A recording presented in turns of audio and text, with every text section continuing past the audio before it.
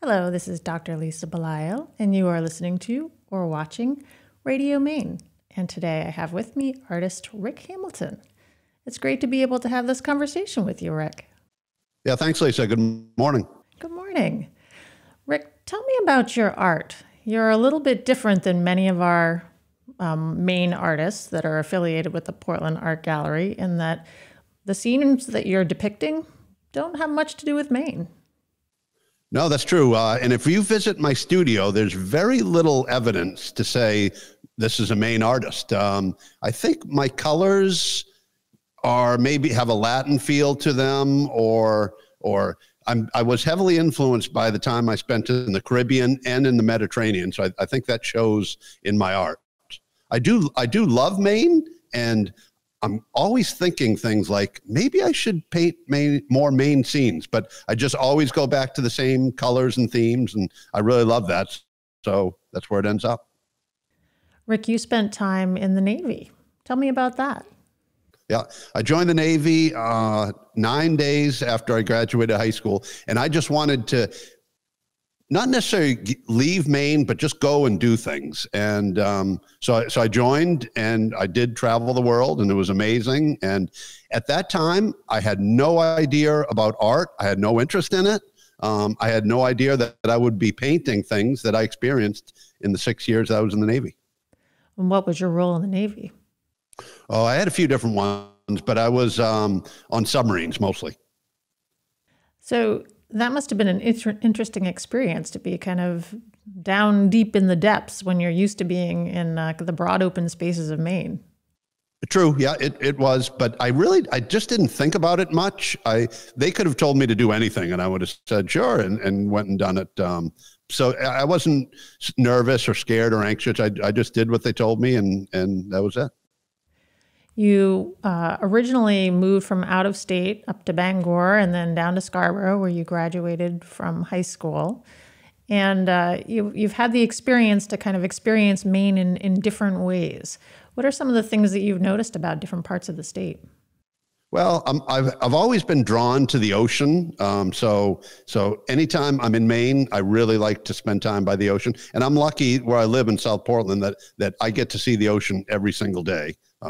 So I really love that. So I'm drawn to the ocean, and I like Portland because of the busyness of it. I like the chaos and the action and the people and the buildings. So I'm really drawn to that. And that's why Portland's my favorite city. So when I look at your pieces, the colors really are more reminiscent of the oceans that are elsewhere and not in Maine. We have kind of the darker waters up here. We don't have the blues of the Mediterranean or, the Caribbean. So is this part of the reason why your palette looks the way that it does, is because of those influences? Yes, I would say so. And I spend a lot of time on or near the water, and I'm always thinking like it's so beautiful here, and the sailboats and the dark blue waters. I'll say things like, why aren't you painting this? And I'll go to the studio and try to do it. And then the oranges or the turquoise or the pink show up, and I just go with it. So maybe this is something you'll work your way towards. It's just not where you are right now. It could be. You never know. Before you went into art full time, you actually had a whole other life and a whole other career. I did. Yeah. I've had a lot of different careers. I've been a fisherman, a roofer, a carpenter, a salesman. And all those careers just never really spoke to me. And I started painting in 1999. I was living up on Munjoy Hill, and there was a little girl that lived in the apartment below us. And one day she was out painting on the Eastern Prom, and I just walked up and said, "What are you doing?" She said, "I'm painting. Do you want to try it?" I said, "Sure." I had nothing else to do, so I did it. And I said, "This is really amazing." So either that night or maybe that week, I went out and bought my first paint set, and I said, "I need to be doing this." And I've been doing it ever since.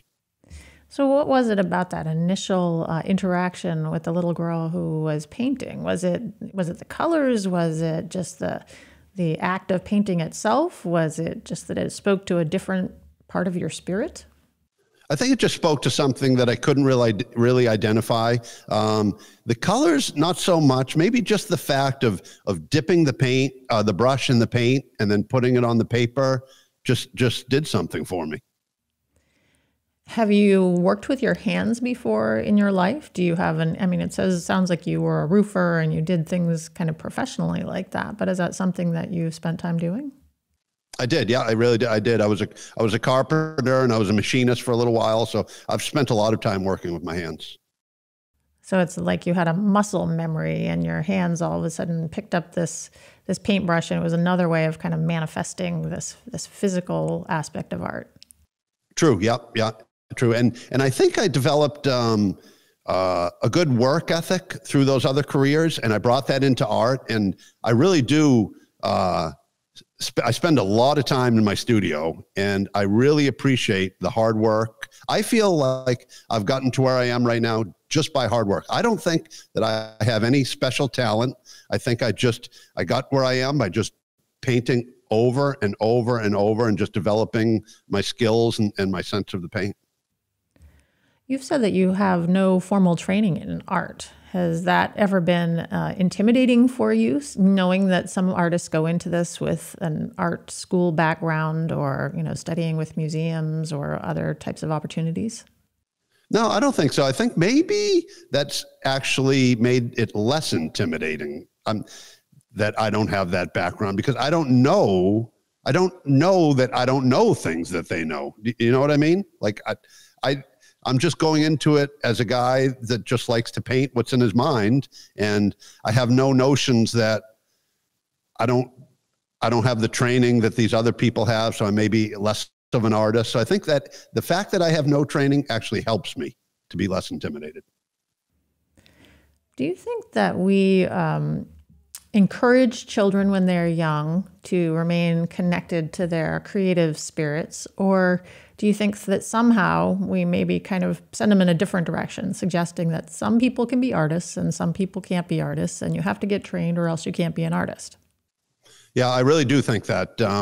I have a lot of people that come to my studio and they'll say things like, I could never do what you're doing. And I almost get into arguments with them, and say, yes, you can. There's nothing special about me. I think every one of us is a born artist, and we're maybe taught through schools and social pressure that we're not as good as we think we are. We're not all artists, and it's only a gift that's given to a few special people, and the rest of the society can't access those gifts.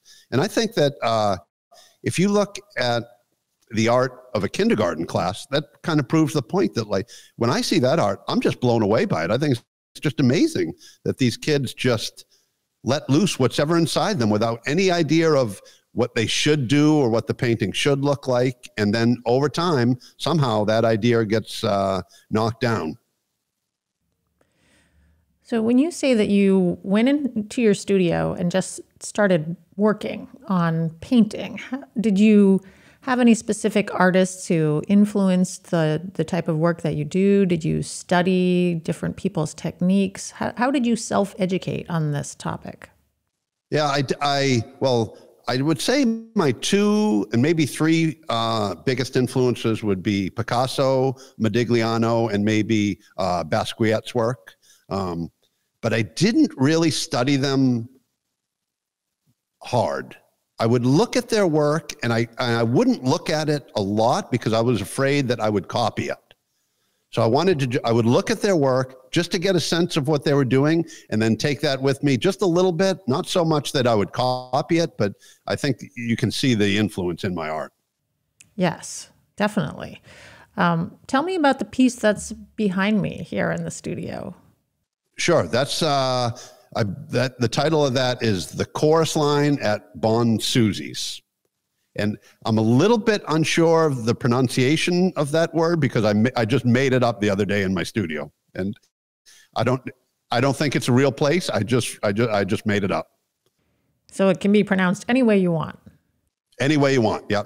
And when I was painting that, I had this feeling that I was at maybe a small little nightclub in the French Riviera, and we were watching a group of chorus line dancers.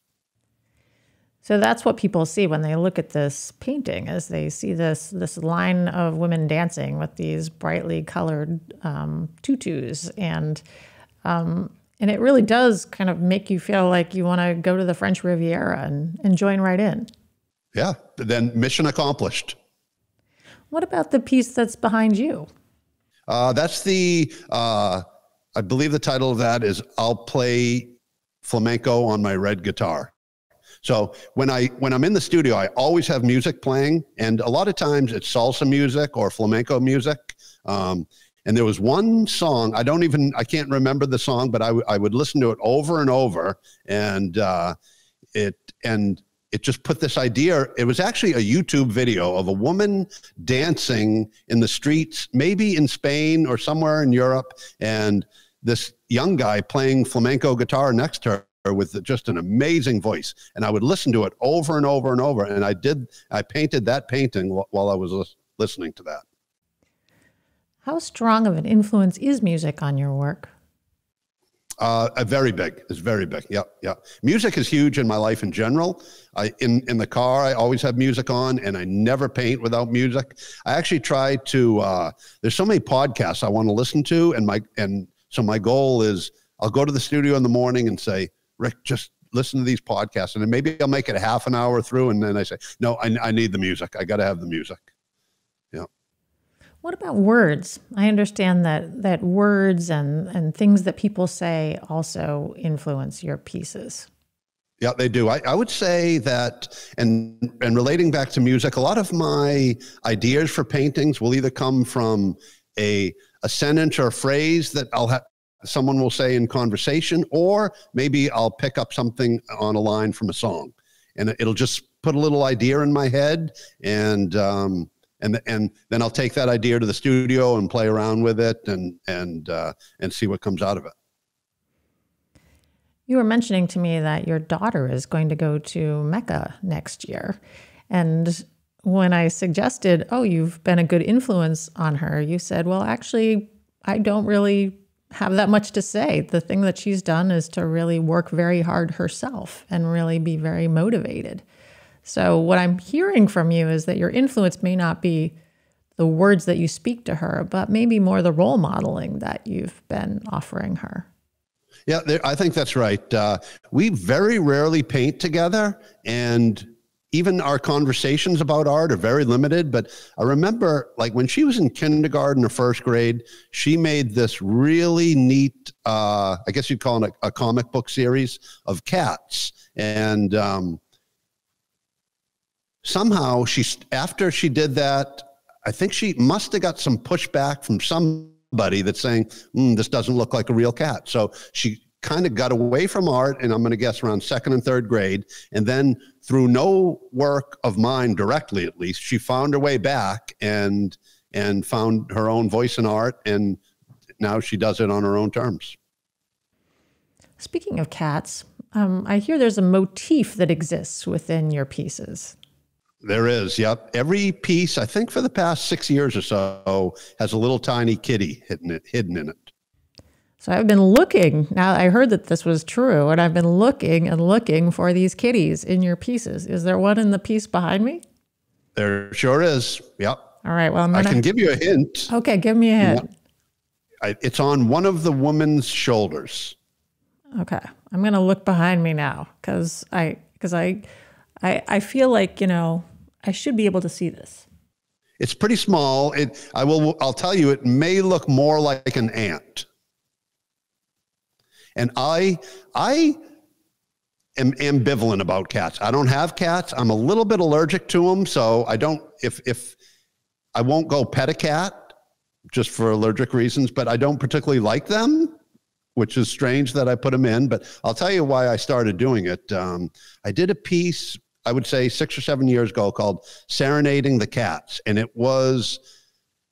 my idea was there was this old fisherman playing guitar in a seaport village in maybe Spain or Italy. And at the bottom of the painting, there were 3 or 4 big cats walking through the painting, and they were like feral cats. And he was just serenading these cats at the seaport. And that was the title of the piece, "Serenading the Cats." And somehow from that, it developed me hiding a little kitty in every painting. I think I found the kitty. I think I see it, but I think you're right. It actually does look more like an ant than a kitty. Yeah, it does look like an ant because my work is not very detailed, as you can tell. Well, it is and it isn't. I mean, you have very specific lines that I'm seeing. I mean, it's definitely not abstract, right? Yeah, true. Yeah. No, I guess we can call it figurative work because there's figures in almost every painting. And I hear that somebody that owns one of the galleries had actually labeled it as expressionism. Yes. Yep. Yeah. I would buy that. I'd say it's expressionism. So, but you just kind of said, okay, that sounds good. It doesn't sound like it's that important to you as to what it's actually labeled. True. Yeah. I don't care. I don't care what it's called or labeled or. So as you've moved into this next phase of your life where you really focus on art full time after having, had multiple different careers, have you needed to do anything differently as far as the way that you approach your time or approach your attitudes toward being an artist? I don't know. But I think the one thing that is always in my mind is the idea of selling art. And I think pretty well to keep that out of the studio. So when I'm in the studio painting, I try not to think about, is this a piece that somebody would buy?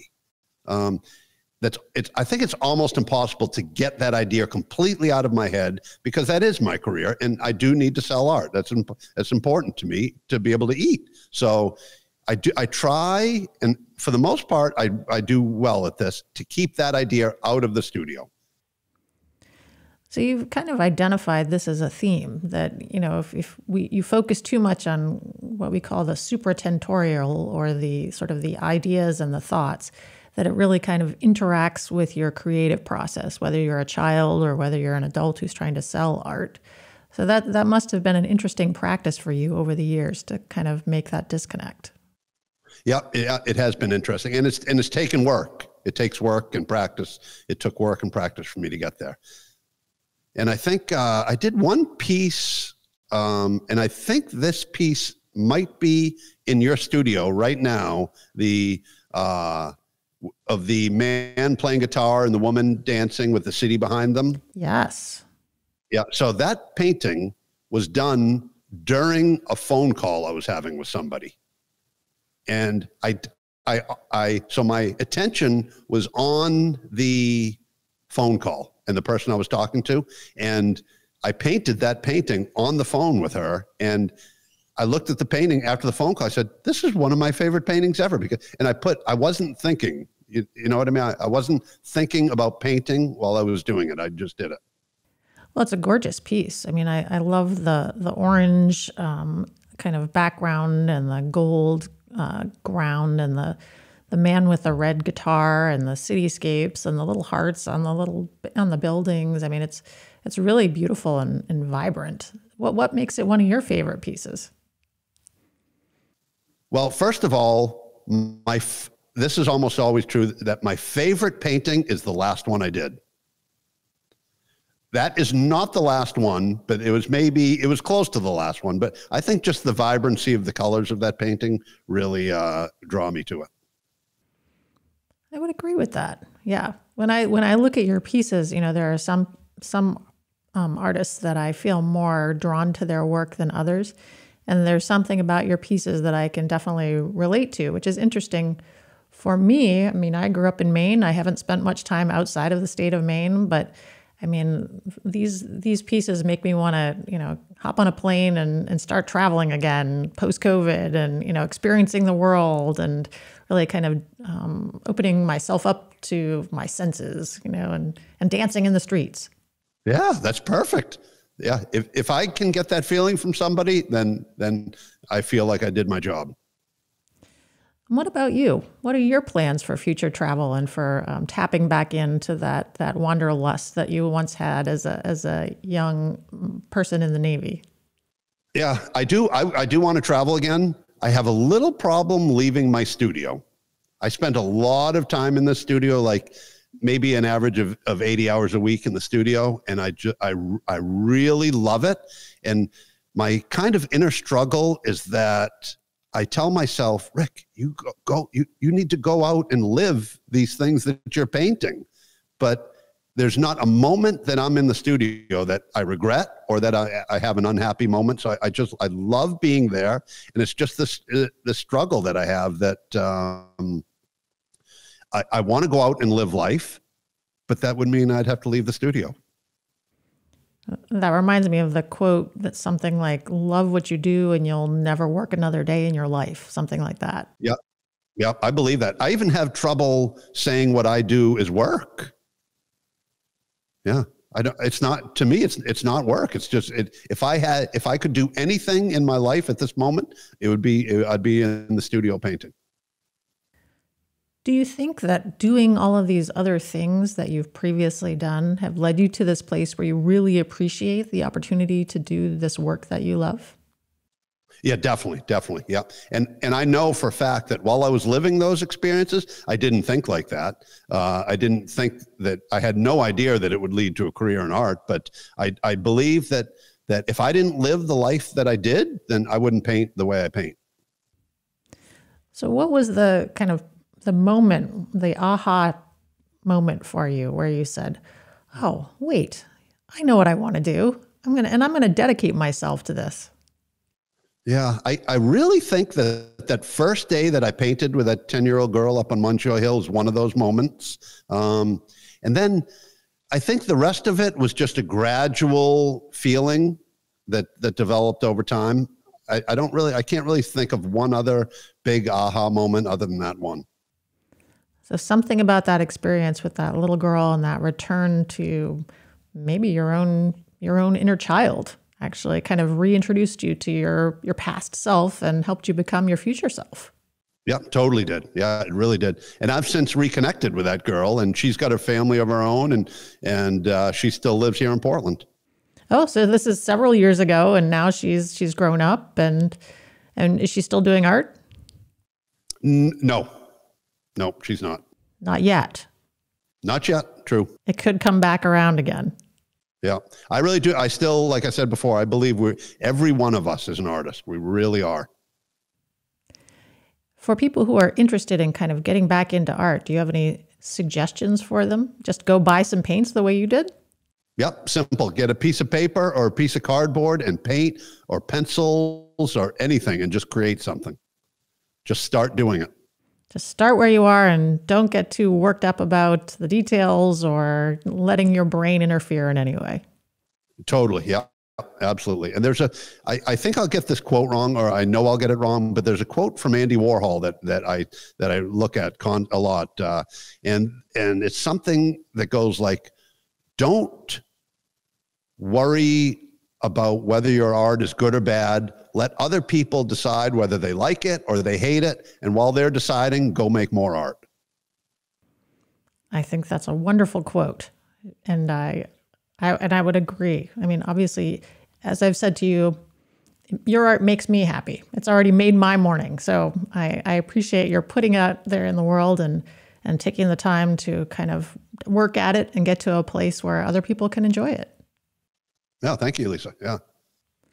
Rick, I've enjoyed my conversation today with you. I've been speaking with artist Rick Hamilton. And for those of you who've been listening or watching, please go to the Portland Art Gallery in Portland to see his pieces, or actually the Portland Art Gallery website. There's a lot of his stuff, but there may not be much left because I might need to snap it all up and put it in my house. So you better get there quick. Thanks, Rick. Thank you, Lisa.